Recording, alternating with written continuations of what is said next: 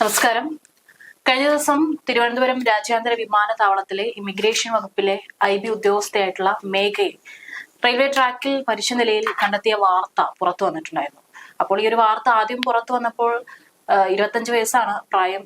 നമ്മളെല്ലാവരും അങ്ങോട്ടും ഇങ്ങോട്ടും ചോദിച്ചതാണ്, എന്തിനാണ് ഈ ഒരു ചെറുപ്രായത്തിൽ നല്ലൊരു ജോലിയൊക്കെ ആയിട്ട് ഇത്തരത്തിൽ ആത്മഹത്യ ചെയ്യേണ്ട അവസ്ഥ വന്നത്? ഇനി വ്യക്തിപരമായിട്ടുള്ള കാരണമാണോ അതോ ഈ പ്രൊഫഷണൽ മേഖലയുമായി ബന്ധപ്പെട്ടുള്ള കാര്യങ്ങളാണോ എന്നൊക്കെ നമ്മൾ സംശയം പറഞ്ഞിട്ടുണ്ടായിരുന്നു. ഇപ്പോൾ കുടുംബമടക്കം ദുരൂഹത ആരോപിച്ച് രംഗത്ത് വരികയാണ്. ഏക മകളാണ്. ഈ ചെറുപ്രായത്തിൽ തന്നെ നല്ലൊരു ജോലിയൊക്കെ ആയിട്ട് പോകുന്നതിനിടയിലാണ് ഇപ്പോൾ പോലീസും പ്രാഥമികമായിട്ടുള്ള നിഗമനത്തിൽ എത്തി നിൽക്കുന്നത് പ്രണയ നൈരാശ്യമാണ് മരണമെന്നാണ്. അല്ലെങ്കിൽ അതാണ് ആത്മഹത്യയിലേക്ക് നയിച്ചതെന്നാണ് പോലീസ് അടക്കം പറഞ്ഞുകൊണ്ടിരിക്കുന്നത് ഇപ്പോ. അപ്പോ 25 വയസ്സ് മേഘ എന്ന പേര്, നല്ലൊരു ചെറുപ്പക്കാരി, ചെറിയ പ്രായത്തിൽ തന്നെ നല്ല രീതിയിലുള്ള ഒരു ജോലി, അതും തിരുവനന്തപുരം രാജ്യാന്തര വിമാനത്താവളത്തില് ഇമിഗ്രേഷൻ ഉദ്യോഗസ്ഥയായിട്ട് IB ഉദ്യോഗസ്ഥയായിട്ട് ജോലി കയറി. 13 മാസം ആവുന്നേ ഉള്ളൂ ജോലി കയറിയിട്ട്, 1 വർഷവും 1 മാസവും. സാധാരണഗതിയിൽ ഇപ്പൊ ജോലിക്ക് പോകുന്ന യുവാക്കൾക്കിടയിൽ വലിയ തോതിൽ സമ്മർദ്ദം ഉണ്ടാകാറുണ്ട്. 2 തരത്തിലാണ് സമ്മർദ്ദം വന്ന് ആത്മഹത്യയിലേക്ക് നയിക്കുന്നത്. ഒന്ന്, പഠിക്കുന്നവർക്കിടയിൽ സമ്മർദ്ദം ഉണ്ടായി ആത്മഹത്യയിലേക്ക് പോകാറുണ്ട്. ജോലി ചെയ്യുന്നവർക്കിടയിലുള്ള സമ്മർദ്ദത്തിൽ ആത്മഹത്യയിലേക്ക് മറ്റും നയിക്കാറുണ്ട്. ഡിപ്രഷൻ, അങ്ങനെയുള്ള പല പ്രശ്നങ്ങളിലേക്ക് നയിക്കാറുണ്ട്. പിന്നെ മറ്റ് പല ഘടകങ്ങൾ. ഇതില് ഈ ജോലിയുമായി ബന്ധപ്പെട്ട പ്രശ്നമാണ് എന്ന് പറയാൻ സാധിക്കില്ല. തുടക്കത്തിൽ അങ്ങനെ ആയിരുന്നു കരുതിയത്. ജോലി കഴിഞ്ഞ് തിരിച്ചു വന്ന് ആത്മഹത്യ ചെയ്യുന്നു, അപ്പോ ജോലി സ്ഥലത്തുണ്ടായ എന്തെങ്കിലും സംഭവങ്ങളായിരിക്കും എന്നായിരുന്നു ആദ്യം കരുതിയത്. പക്ഷേ ഇതിൽ നിർണായകമായി മാറിയത് ഇന്നലെ ലോക്കോ പൈലറ്റ് കൊടുത്ത മൊഴിയാണ്. അതായത് തിരുവനന്തപുരത്തേക്ക് വന്ന ജയന്തി ജനത എക്സ്പ്രസ് ആണ് ഇടിച്ചിരിക്കുന്നത്. അപ്പോൾ ലോക്കോ പൈലറ്റ് ഈ കുട്ടി നേരത്തെ കണ്ട് ഹോൺ മുഴക്കുകയും മാറാനായ ആവശ്യപ്പെടുകയൊക്കെ ചെയ്തപ്പോ കുട്ടി സാധാരണഗതിയിൽ ഫോൺ വിളിച്ച് ട്രാക്കിന് സൈഡിൽ കൂടെ പോവുമായിരുന്നു. ട്രെയിൻ വന്നപ്പോൾ ട്രാക്കിന് നടുക്കൂടെ ഫോൺ വിളിച്ച് പോവുമായിരുന്നു. ട്രെയിൻ അടുത്തെത്തിയപ്പോ കിടന്നുറങ്ങുന്ന മാതിരി തല കൃത്യമായി ആ ട്രാക്കിൽ വെച്ച് കിടന്ന് മരിക്കാനുള്ള ഒരു തയ്യാറെടുപ്പ്. ഏകദേശം ഒരു 100 മീറ്ററോളം തെറിച്ചു പോയി മൃതദേഹം എന്നാണ് മനസ്സിലാക്കാൻ കഴിയുന്നത്. ഈ അപകടത്തിൽ കുട്ടിയുടെ മൊബൈൽ ഫോണും ചിതറിപ്പോയി. എന്നാൽ അങ്ങനെ മനസ്സിലായി, ആത്മഹത്യ ചെയ്യണമെന്ന് ഉദ്ദേശിച്ച് തന്നെയാണ് ആ കുട്ടി എത്തിയിരുന്നത് എന്നുള്ളത് മനസ്സിലായി. പക്ഷെ ഇതിന്റെ പിറകിലെ കാര്യം എന്താണ്? ഇതാണ് അന്വേഷിച്ചുകൊണ്ടിരുന്നത്. എന്നാൽ ഇന്നലെ ഒരു രാത്രിയോടുകൂടി തന്നെ അതിൽ ഒരു സൂചന കിട്ടിയിരുന്നു. ഒരു IB ഉദ്യോഗസ്ഥനുമായി, മുതിർന്ന ഒരു ഉദ്യോഗസ്ഥനുമായി, മലപ്പുറംകാരനുമായി പ്രണയത്തിലായിരുന്നു. അടുത്ത സൗഹൃദം ഉണ്ടായിരുന്നു എന്നാണ് വീട്ടുകാർ പറയുന്നത്. പിന്നീട് ഇതേ ചൊല്ലി വീട്ടിൽ ചെറിയൊരു സംഘർഷാവസ്ഥ ഉണ്ടായിരുന്നു. പിന്നെ വീട്ടുകാര് അതിന് വഴങ്ങുമായിരുന്നു.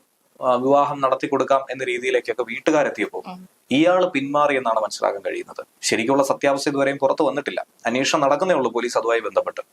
ഇപ്പോ കുട്ടിയുടെ ചടങ്ങ് രാവിലെ പൂർത്തിയായിരിക്കുക. പത്തനംതിട്ട സ്വദേശിനിയാണ്.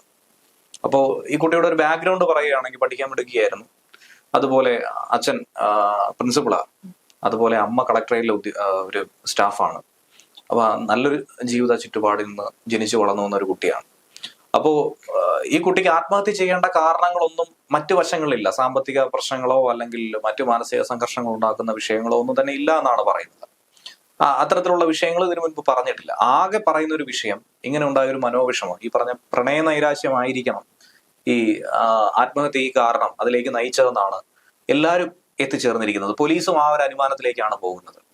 ഈ മരണത്തിൽ തന്റെ മകൾക്ക് യാതൊരുവിധ പ്രശ്നങ്ങളും ഉണ്ടായിരുന്നില്ല. അവർക്ക് വിഷമം ഉണ്ടാകുന്ന മറ്റ് സംഭവങ്ങളൊന്നും തന്നെ ഇല്ലായിരുന്നു. വിളിച്ചപ്പോൾ പോലും 1 മാസത്തിന് മുൻപ് നാട്ടിലൊരു ഉത്സവം ഉണ്ടായപ്പോഴായിരുന്നു അവസാനമായി മേഘ പോയത്. മേഘയെ കണ്ടത് അവർ. അന്നൊക്കെ തന്നെ വളരെ ഊർജ്ജസ്വലമായി ആ നാട്ടിൽ നിന്ന ഒരു കുട്ടിയാണ്. എല്ലാവരോടും സഹകരിക്കുന്ന, ബന്ധുക്കളോടും വീട്ടുകാരോടും സുഹൃത്തുക്കളോടും നല്ല കാര്യത്തോടെ പെരുമാറുന്ന നല്ലൊരു കുട്ടി. അപ്പൊ അവർക്ക് ഇങ്ങനെ ഒരു സംഭവം ഉണ്ടായെങ്കിൽ അതിൽ മറ്റ് പ്രേരണ എന്തെങ്കിലും ഉണ്ടായിരിക്കും എന്നുള്ള ഒരു സംശയമാണ് വീട്ടുകാർ പറയുന്നത്. ഇത് ദുരൂഹത കൊണ്ട് ശക്തമായി അന്വേഷിക്കണമെന്ന് ആവശ്യപ്പെട്ടപ്പോ പോലീസിന് സ്വാഭാവികമായി ഒരു പരാതി കിട്ടിയിട്ടുണ്ട്. അതുപോലെ തന്നെ IBക്കും പരാതി കൊടുത്തിട്ടുണ്ട്. പ്രത്യേകിച്ചും ഫോറൻസിക് സയൻസ് പഠനം പൂർത്തിയാക്കി 23-24 വയസ്സിൽ നല്ലൊരു ജോലിയിൽ പ്രവേശിച്ച് എവിടെ എത്തേണ്ട ഒരു കുട്ടിയാണ്, ഏത് നിലയിൽ എത്തേണ്ടതാണ്, നല്ല നിലയിലുള്ള ജീവിതം ലഭിക്കുമായിരുന്ന ആ ഒരു കുട്ടിയുടെ അവസ്ഥ ഇങ്ങനെ ആയി പോയതിന് പിന്നിൽ എന്താണെന്നുള്ളത് കൃത്യമായി കണ്ടെത്തേണ്ടതാണ് പ്രധാനപ്പെട്ട ഒരു കാര്യം.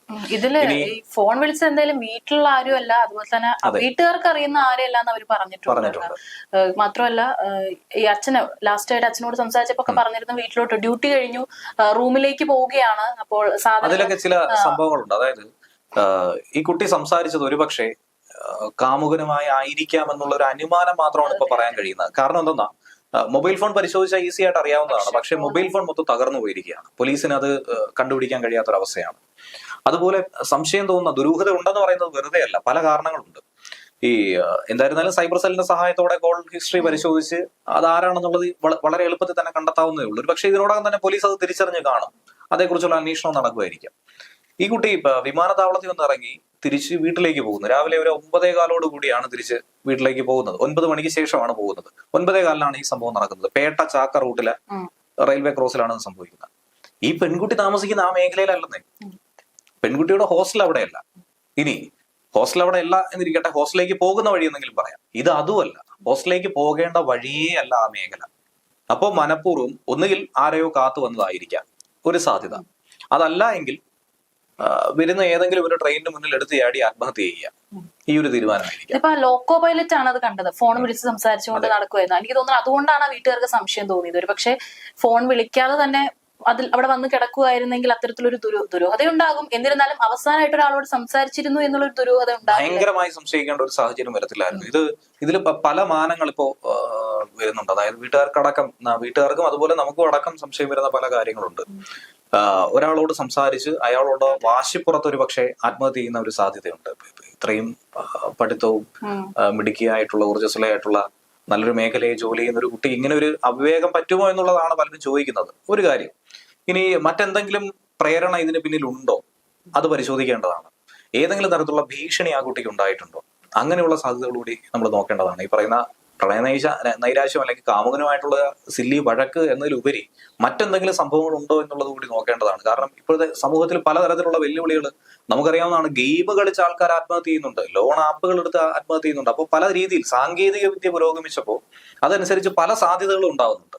അപ്പൊ കാമുകൻ മാത്രമാണോ ഇവിടെ വില്ലൻ എന്നുള്ളത് കൂടി കണ്ടെത്തേണ്ട ഒരു അത് ഈ പറഞ്ഞതുപോലെ അവസാനത്തെ കോൾ റെക്കോർഡ് പരിശോധിക്കുമ്പോൾ ആരെയാണ് വിളിച്ചതെന്ന് നോക്കുമ്പോൾ അതിൽ ഒരു 50% പുറത്ത് കാര്യങ്ങൾ പോലീസിന് മനസ്സിലാവുമെന്നാണ് ഇപ്പോ അനുമാനിക്കാൻ കഴിയുന്നത്. ഈ അച്ഛൻ ഇപ്പൊ ഇതുവരെ ഇപ്പോൾ അച്ഛൻ പ്രതികരിച്ചപ്പോഴും അതുപോലെ തന്നെ ഒരു അടുത്ത ബന്ധു മാമന ആരും പ്രതികരിച്ചപ്പോഴൊന്നും ജോലിയുടെ സമ്മർദ്ദമാണെന്നുള്ള രീതിയിലൊന്നും അവർ പ്രതികരിച്ചിട്ടില്ല. അവർ പക്ഷെ ദുരൂഹതയുണ്ട്, അത് അന്വേഷിക്കണമെന്ന് പറയുന്നുണ്ട്. പക്ഷെ ഇത്തരത്തിൽ ജോലിയുടെ സമ്മർദ്ദത്തെ കുറിച്ചിട്ടൊന്നും മേഘ വീട്ടിലാരോട് സംസാരിച്ചിട്ടില്ല എന്നാണ് ഇവരുടെ ഒരു തുറന്നു പറച്ചിൽ നിന്നും കൂടെ മനസ്സിലാവാൻ സാധിക്കുന്നത്. അതെ, ഇപ്പോ ഈ കുട്ടി IB ഉദ്യോഗസ്ഥയാണ്, IB വർക്ക് ചെയ്യുന്നതാണ്, ബ്യൂറോ ഓഫ് സിവിൽ ഏവിയേഷന്റെ സ്റ്റാഫാണ്.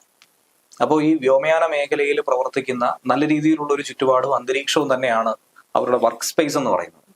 ഇപ്പോൾ പൈലറ്റുമാർ തൊട്ട് ക്യാബിൻ ക്രൂ, ഗ്രൗണ്ട് സ്റ്റാഫ്, ഇങ്ങനെ വരുന്ന താഴെ തട്ടിലുള്ള എല്ലാവർക്കും വേണ്ട രീതിയിലുള്ള അവരെ കംഫർട്ടബിൾ ആക്കി നിർത്തുക എന്നുള്ളതാണ് പ്രാഥമികമായി ഈ വ്യോമയാന മേഖലയിലുള്ള ഒരു ഉത്തരവാദിത്വം എന്ന് പറയുന്നത്. അപ്പൊ അവർക്ക് ഈ ജോലി സമ്മർദ്ദം കൂടുകയാണെങ്കിൽ അത് കുറയ്ക്കാനായിട്ടുള്ള പല മാർഗങ്ങൾ അവിടെ തന്നെ അവലംബിക്കാറുണ്ട്. ഈ പറഞ്ഞതുപോലെ 1 വർഷം ആകുന്നേ ഉള്ളൂ, ജോലി സമ്മർദ്ദത്തിന്റെ പ്രശ്നങ്ങളൊന്നും തന്നെ അവിടെ ഉദിക്കുന്നില്ല. അങ്ങനെ എന്തെങ്കിലും പ്രശ്നം ഉണ്ടെങ്കിൽ പറഞ്ഞതുപോലെ നമുക്കൊക്കെ തന്നെ നമ്മളെല്ലാം പ്രവർത്തിക്കുന്നവരാണ്. 24 മണിക്കൂർ ഒരു പക്ഷേ സമയം ചെലവഴിക്കേണ്ടി വരുന്ന സാഹചര്യം ഉണ്ടാവാറുണ്ട്. അപ്പൊ അങ്ങനെയൊക്കെ വരുമ്പോൾ നമ്മൾ സുഹൃത്തുക്കളുമായി ഇത് പങ്കുവയ്ക്കാറുണ്ട്, കൊളീഗ്സുമായി ഒരുപക്ഷെ പങ്കുവയ്ക്കാൻ സാധ്യത കൂടുതലാണ്. ഏറ്റവും സാധ്യത കൂടുതൽ അവിടെയാണ്. കാര്യം നമ്മൾ കാണുന്നവരാണല്ലോ. വീട്ടുകാരുമായിട്ട് ഇത് പങ്കുവയ്ക്കാറുണ്ട്, പങ്കാളിയായിട്ട് പങ്കുവയ്ക്കാറുണ്ട്. ഇങ്ങനെയുള്ള സാധ്യതകളൊക്കെ ഉണ്ട്. ഈ പറഞ്ഞ പോലെ ഈ കുട്ടിയെ സംബന്ധിച്ച് എല്ലാ കാര്യങ്ങളും വീട്ടിൽ പറയും. വീട്ടുകാരുമായിട്ട് നല്ലൊരു ബോണ്ട് കീപ്പ് ചെയ്യുന്ന ഒരു കുട്ടിയാണ്. അപ്പോൾ അവർക്ക് മറ്റെന്തോ ഒരു സമ്മർദ്ദം പുറത്തു നിന്ന് സംഭവിച്ചു എന്നുള്ളതാണ് ഈ ഒരു വസ്തുതയിൽ നിന്ന് മനസ്സിലാക്കേണ്ട ഒരു വിഷയം. അതുപോലെ തന്നെ എടുത്തു പറയേണ്ടത് ഈ ഇന്നത്തെ തലമുറയോട് തന്നെയാണ്. ഈ ആത്മഹത്യ ഒന്നിനും ഒരു പരിഹാരമല്ല. ആത്മഹത്യ ചെയ്തെന്ന് വെച്ച് പ്രത്യേകിച്ച് ഒന്നും തന്നെ നേട്ടവും ഉണ്ടാവുന്നില്ല. പ്രശ്നങ്ങൾ വരുമ്പോൾ അതിനോടൊക്കെ തന്നെ ഒളിച്ചോടാൻ തുടങ്ങുകയാണ്, അതിനെയൊന്നും ഫേസ് ചെയ്യാതിരിക്കുകയാണ് എന്നുണ്ടെങ്കിൽ അത് ജീവിതത്തിൽ ഒരു വലിയ പരാജയമായിട്ട് തന്നെയാണ് മാറുന്നത്. ഇപ്പൊ നമ്മുടെയൊക്കെ തന്നെ മുൻ തലമുറക്കാർ, അച്ഛനമ്മമാരായിക്കോട്ടെ, മറ്റ് പ്രായമുള്ള ആൾക്കാരായിക്കോട്ടെ, അവരൊക്കെ തന്നെ ഭയങ്കരമായ അവസ്ഥകളെ അതിജീവിച്ചാണ് മുന്നോട്ട് വന്നിട്ടുള്ളത്, അല്ലെങ്കിൽ നമ്മളെ വളർത്തിയിരിക്കുന്നതെന്നൊക്കെ പറയാവുന്നതാണ്. അപ്പൊ ഇത്രയും കാലം 25 വർഷം ഈ കുട്ടിയെ നോക്കി, കൈ വളരുന്നു കാല് വളരുന്നു ഇത് മുതൽ നോക്കി പഠിപ്പിച്ച് നല്ലൊരു നിലയിലെത്തി. ഇനി കല്യാണം കഴിപ്പിച്ച് അയക്കണം, അവളുടെ കുഞ്ഞുങ്ങളുമായി പേരമക്കളുമായി ജീവിതം ചെലവഴിക്കണം. അങ്ങനെ വലിയൊരു സ്വപ്നം മനസ്സിൽ നെയ്തു കൂട്ടിയ ഒരു അച്ഛനും അമ്മയാണെന്ന് കുട്ടിയെ അടക്കിയ ആ കുഴിമാടത്തിന് മുന്നിൽ നിന്ന് വിലപിച്ചുകൊണ്ടിരിക്കുന്നത്. ഒരിക്കലും സഹിക്കാൻ കഴിയുന്ന ഒരു മനസാക്ഷിയുള്ള ആർക്കും അത് കണ്ടു നിൽക്കാൻ കഴിയുന്ന ഒരു കാഴ്ചയല്ല. അത്രയധികം വേദനയാണ് അവർക്കുള്ളത്. ഒറ്റ മകളാണല്ലേ, അപ്പോ പറഞ്ഞറിയിക്കാവുന്നതിലും അപ്പുറമുള്ള വേദനയാണ്.